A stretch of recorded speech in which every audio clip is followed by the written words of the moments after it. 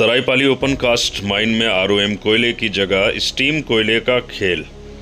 विरोध करने वाले जूनियर टेक्निकल इंस्पेक्टर के साथ पहले हुई मारपीट, फिर 1.5 माह बाद उप क्षेत्रीय प्रबंधक सरायपाली ने थमाया चेतावनी पत्र। प्रार्थी रूपचंद देवांगन के द्वारा 15 अगस्त को हुई अपने साथ मारपीट की शिकायत पर विभाग द्वारा खाना पूर्ति के लिए प्रतिबंध, किंतु लगा रहा आना जाना। टेक्निकल इंस्पेक्टर ने की शिकायत। प्रार्थी के अनुसार उसको सफ़ेद फॉर्च्यूनर में सुतर्रा से जबरन उठाकर लाया गया और पाली थाने में बलपूर्वक केस वापस कराया गया है। अनावेदक रोशन ठाकुर एक राष्ट्रीय पार्टी का पदाधिकारी बताया जा रहा है, जिसके पोस्टर में शिकायतकर्ता प्रभात दुबे साथ दिखाई पड़ता है, जो पाली क्षेत्र में आसानी से देखा जा सकता है। क्या पाली पुलिस ने सरायपाली के बूम बैरियर से लेकर कांटा नंबर 2 तक की सभी सीसीटीवी फुटेज को जांच किया? क्या पुलिस ने सभी स्टॉक के सीसीटीवी फुटेज को भी चेक किया तो शायद सच बाहर आ ही जाता। स्टॉक में दिखाई दे रहे कोयले और गाड़ियों पर लदे स्टीम कोयले और खनिज विभाग की ट्रांजिट पास बहुत कुछ बयां कर रहे हैं। इससे आसानी से समझा जा सकता है कि कंपनी और छत्तीसगढ़ शासन को कौन फायदा और कौन नुकसान पहुंचा रहे हैं। जब यह होता रहा तो रोड सेल नोडल क्या कर रहे थे? सब एरिया मैनेजर एस चौहान की मिलीभगत की शिकायत और नोडल सेल के द्वारा दबाव बनाने की बात प्रार्थी टेक्निकल इंस्पेक्टर ने 15 अगस्त के आवेदन और अपने वीडियो के बयान में कह दिया है। माइंस के अंदर बहुत सारी दिखाई दे रही गाड़ियां, जिसमें आप आसानी से देख सकते हैं पानी गिर रहा है। यह 9 अगस्त का वो वीडियो है जिसमें वीडियो देने वाले ने साफ साफ इस वीडियो को बनाया है कि कैसे इन गाड़ियों पर स्टीम कोयला जो है लदा हुआ है, और इसमें जो ट्रांजिट पास होता है उसमें भी एक गड़बड़ी है कि ट्रांजिट पास जो है आरओएम का होता है। इसके बावजूद भी यहाँ जो स्टीम कोयला जो आप भली भांति देख सकते हैं इन गाड़ियों पे स्पष्ट देखा जा रहा है, फिर भी आखिर प्रबंधन के द्वारा इन्हें इतनी छूट क्यों दी गई है और आखिर यह किसके इशारे पे और किसकी सहमति में किया जा रहा है?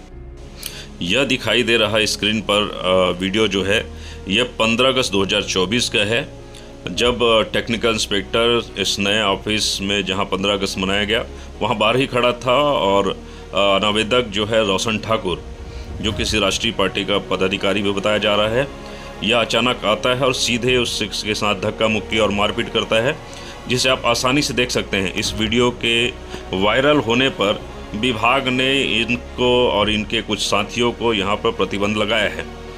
फिलहाल देख सकते हैं कि बहुत सारे लोग वहाँ पर उपस्थित हैं, बहुत सारे कर्मचारी दिखाई दे रहे हैं। कुछ लोगों ने छुड़ाने वाले में एक नोडल जो है, जो क्वालिटी नोडल है, उनका नाम आ रहा है, और एक जो है इंस्पेक्टर जो वहाँ सुरक्षा अधिकारी हैं उनका नाम आ रहा है। उन्होंने इसके बीच बचाव करके इन्हें छुड़ाया है। लेकिन आप वीडियो में देख रहे होंगे 2 से 3 लोग काली टी शर्ट और वाइट शर्ट में कुछ लोग आ रहे हैं और कुछ और पीछे से भी आ रहे हैं। इन लोग भी देखिए कैसे यहाँ पहुँच रहे हैं ऑफिस में। अचानक उनसे बातचीत हो रही है। टेक्निकल इंस्पेक्टर अपने स्थान में खड़ा हुआ है और अब आप देख सकते हैं कि कुछ देर के बाद में देखिए इन लोग जो है उनके साथ मारपीट कर रहे हैं।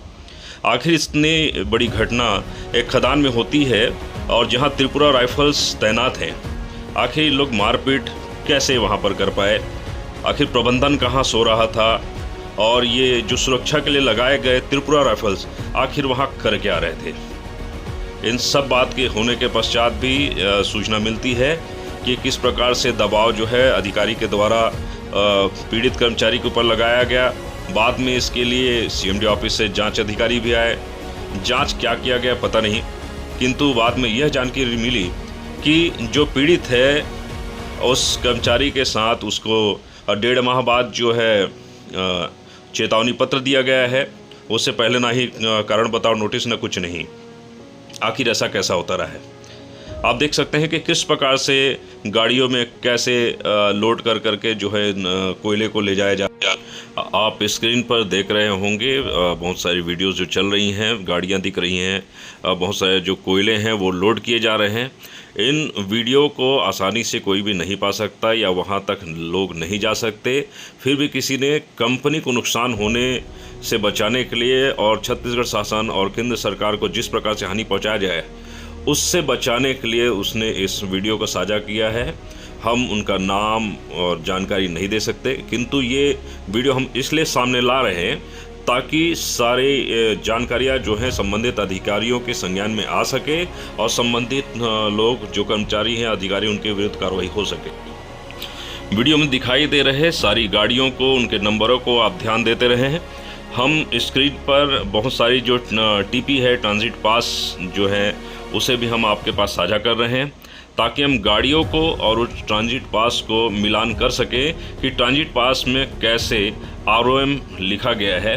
और इसके बाद इन लोग बड़ी बड़ी इन स्ट्रीम को किसके लिए और किसके कहने पर, किसकी मिलीभगत से ये ऐसा पार कर रहे हैं। सूत्रों से मिली जानकारी के अनुसार अधिकारी वर्ग एक सेंसिटिव पोस्ट पे आता है।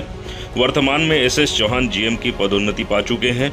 इससे पहले वो LNR में रहे, फिर 2019 में सरायपाली में ही कॉलोनी मैनेजर हुए, फिर वहीं 2020 में उसी जगह पर सब एरिया मैनेजर बने। उसी जगह पर रहते रहते GM की पोस्ट पा चुके हैं। आखिर इतनी मेहरबानी किसकी है? क्या सब एरिया SS चौहान के लिए ACCL ने कोई अलग ही रूल रेगुलेशन बना के रखे हुए हैं? Maruti clean coal and power limited के प्रतिनिधि प्रभात दुबे और स्थानीय नेता रोशन ठाकुर के द्वारा चुने इंस्पेक्टर के विरुद्ध भी शिकायत की गई है। प्रार्थी के 15 अगस्त का पूरा बयान सुनिए।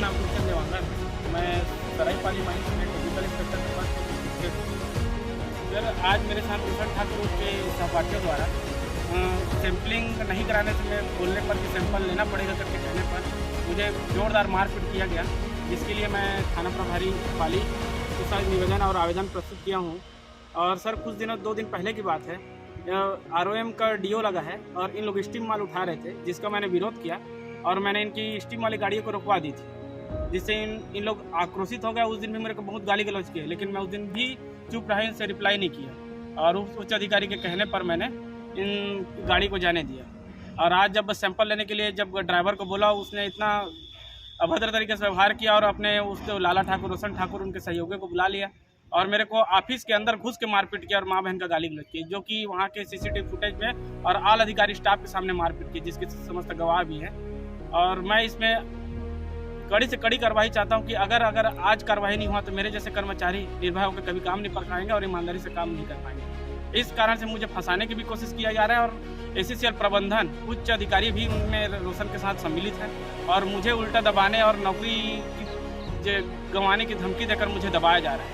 बस सर कलेक्टर साहब, SP साहब से यही निवेदन है और हमारे CM साहब कोयला मंत्रालय से कि सर इस पर कार्रवाई किया जाए कि ऐसे ठेकेदारों जो कि यहाँ अपनी मनमानी करें, इनको रोक लगाया जा सके और हम लोग अपने नियम के अनुरूप हम काम कर सकें, हमारी सुरक्षा।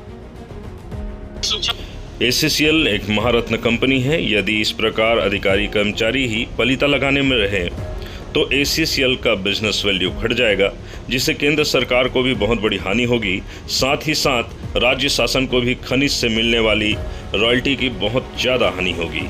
संबंधित अधिकारी कर्मचारियों की संपत्ति की जांच होने से सत्य की रीत होगी। फिलहाल ACCL के द्वारा junior technical inspector Roopchand Dewangan के ट्रांसफर ऑर्डर को माननीय उच्च न्यायालय बिलासपुर छत्तीसगढ़ ने अगली सुनवाई तक स्थगित कर दिया है। अब सवाल उठता है कि सरायपाली ACCL में पदस्थ रूपचंद देवांगन जो जूनियर टेक्निकल इंस्पेक्टर हैं, उनके द्वारा किए गए शिकायत पर विशेष विभागों के द्वारा कोई मुकम्मल जांच हो पाएगी और क्या कार्य पर तैनात कर्मचारी पर हिंसा करने वालों के विरुद्ध स्थानीय शासन प्रशासन भी कोई कड़ी कार्रवाई करेगी।